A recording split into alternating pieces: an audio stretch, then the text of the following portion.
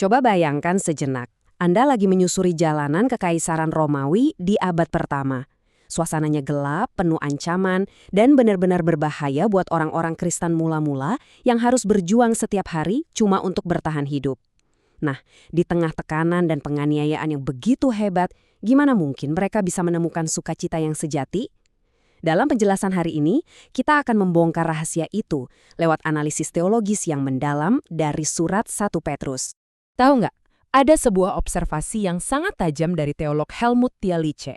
Dia bilang, masalah terbesar kita saat ini adalah kita seringkali punya pandangan yang, bisa dibilang, sama sekali tidak memadai tentang penderitaan. Kita harus ngancurin ilusi modern yang menganggap kalau mengikut Yesus itu berarti hidup kita bakal bebas dari badai. Kenyataannya, justru sebaliknya. Jadi, untuk memahami gimana orang percaya abad pertama bisa menemukan sukacita di tengah api ujian, kita akan bedah kerangka pemikiran Petrus lewat 5 bagian ini.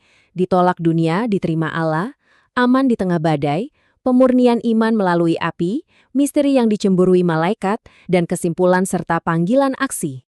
Oke, kita masuk ke bagian pertama. Ditolak dunia, diterima Allah. Subjudulnya, Accepted Rejects atau kaum buangan yang diterima di abad pertama. Ini tuh sebuah paradoks yang luar biasa. Mereka secara total ditolak oleh budaya Romawi, tapi sepenuhnya diterima oleh Allah.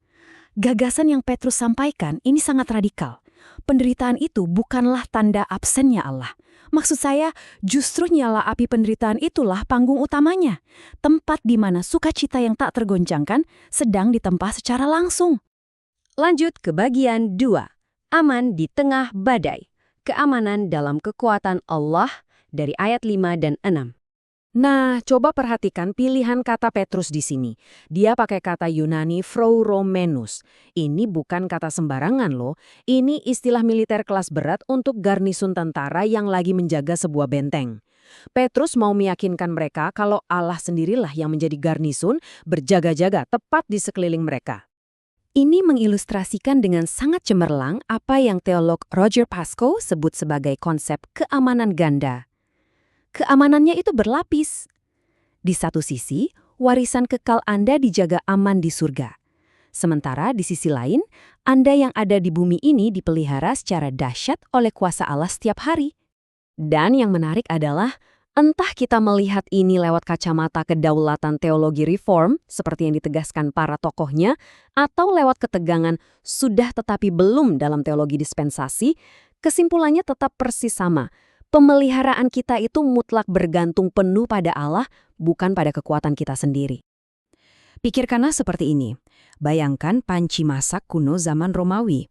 Air mendidih yang sama bakal bikin telur jadi mengeras, tapi di saat yang bersamaan bikin kentang jadi lunak. Penderitaan adalah air mendidih itu. Allah mengizinkan panasnya ujian untuk melunakkan hati kita kepadanya, bukan untuk membuat kita jadi keras hati atau penuh kepahitan. Makanya Paul David Tripp ngasih pengingat yang tajam banget. Salib menjamin kalau erangan dunia ini suatu hari nanti pasti akan berakhir. Penderitaan yang kita rasakan sekarang ini sifatnya benar-benar sementara, cuma sekejap mata kalau dibandingkan dengan kekekalan. Masuk ke bagian 3, pemurnian iman melalui api. Penderitaan sebagai api pemurni, di ayat 7-9, penderitaan itu nggak datang kebetulan. Di sini Petrus sengaja banget pakai kata dokimazo. Artinya apa?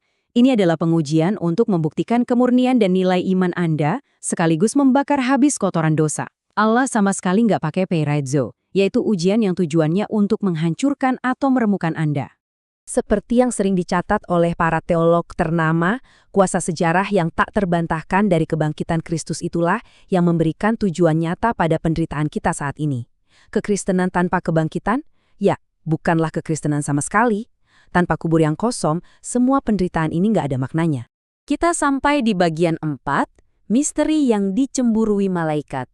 Sebuah hak istimewa dari ayat 10-12. Coba angkat pandangan kita sejenak ke perspektif kosmik. Perhatikan frasa epitimusin parakipsai. Secara harfiah, ini berarti para malaikat lagi membungkuk dari balkon-balkon surga. Mereka sampai terpesona dan ingin banget melihat lebih dekat ke dalam misteri keselamatan kita. Bayangkan betapa besarnya hak istimewa yang kita punya. D. Carson juga nekenin poin yang sangat krusial. Keselamatan kita itu nggak dibangun di atas sekedar filosofi atau ide abstrak. Sama sekali enggak. Iman kita berakar kuat pada peristiwa sejarah yang nyata dan solid yang secara luar biasa diorkestrasikan oleh Roh Kristus di sepanjang sejarah. Itu berarti air mata, kesedihan, dan rasa sakit yang Anda alami hari ini sebenarnya adalah sebuah pintu. Pintu masuk yang membawa kita langsung menuju perayaan anugerah Allah yang paling agung. Nah, sekarang kita di bagian 5, kesimpulan dan panggilan aksi. Tangan tak terlihat dan persiapan kemuliaan. Waktunya merangkai semua teologi ini langsung ke kehidupan Anda sehari-hari. Ada 3 langkah praktis nih. Pertama, berhentilah minta maaf cuma karena Anda hidup berbeda dari budaya dunia. Kedua, kunci pandangan Anda rapat-rapat pada garis akhir. Dan ketiga, latihlah sukacita secara aktif, justru saat Anda berada tepat di tengah kekacauan. Ingatlah permohonan berani dari Ignatius dari Antioquia. Dia berdiri menghadapi binatang buas di Koloseum tanpa gentar sedikit pun, dengan satu tekad, hanya biarlah aku mencapai Yesus Kristus.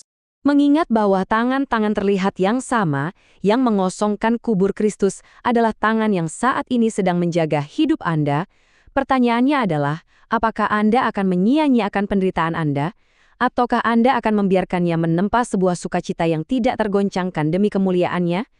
Pilihan ada di tangan Anda.